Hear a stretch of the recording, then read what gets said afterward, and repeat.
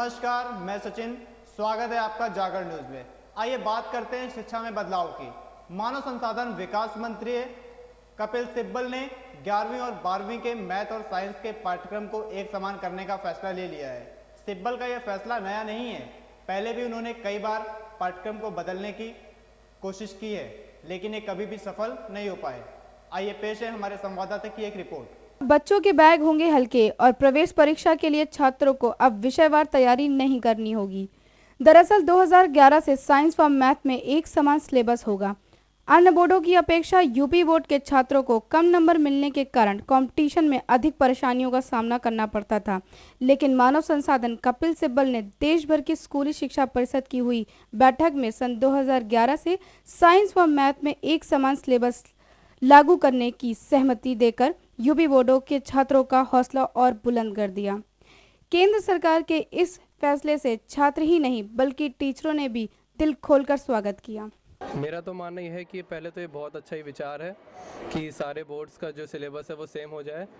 सबसे बड़ी बात इससे ये होगी कि जो कंपटीशन के लिए हम जाते हैं 11th और 12th के बाद, उसमें अगर सबके लिए सेम ही सिलेबस होगा तो सब अपने पोटेंशियल के हिसाब से उसमें परफॉर्म कर सकते हैं। मेरे अनुसार ये बिल्कुल सही है और इससे बच्चों को भी आगे बढ़ने का एक मौका मिलेगा। अभी तक हम लोगों के दिमाग में, सबके दिमाग में एक टेंडेंसी थी कि यूपी बोर्ड वाला सोचता है आईएससी सीबीएसई को ज़्यादा प्रॉफिट होता है, सीबीएसई वाला सोचता है आईएससी यूपी बोर्ड को प्रॉफिट होता है। लेकिन एक सिलेबस होने पे पूरा सबके लिए बराबर मौका है। कोई भी एग्ज़ाम हो रहा है, सब जगह बराबर। आईआईटी में हम जा रहे हैं या किसी भी एग्ज़ाम में जा रहे हैं तो कहीं भी हमें पीछे नहीं रहना पड़ेगा। अब हम लोग जब सिलेबस एक ही सिलेबस है, ये भी वो पढ़ रहे हैं वो भी पढ़ रहे हैं, तो दोनों बराबर मौका है सबके लिए। अब यूपी बोर्ड हो या आईएससी हो या सीबीएसई हो, एक ही एग्ज़ाम क्वालिफाई करने के लिए बराबर की मेहनत करनी पड़ेगी। अब यहाँ अच्छा यूपी बोर्ड का अच्छा स्टूडेंट है, लेकिन कुछ सिलेबस की वजह से पीछे रह जाता है। उनको बेस से दिया जा रहा है, 11th 12th से ही दिया जा रहा है, हमारे यहाँ 12th के बाद आ रहा है। तो एक सिलेबस हो जाने से बहुत ज़्यादा प्रॉफिट मिलेगा बच्चों को। वैसे ये पहला मौका नहीं है जब समान सिलेबस लागू करने की बात कही है। इससे पहले 1964 में गठित डीएस कोठारी आयोग ने भी अपनी रिपोर्ट में देश भर में समान सिलेबस लागू करने की सिफारिश की थी, लेकिन ऐसा नहीं हो सका। सरकार ने एक बार फिर कवायद शुरू की है, लेकिन हर बार की तरह विवाद सामने आने लगे हैं।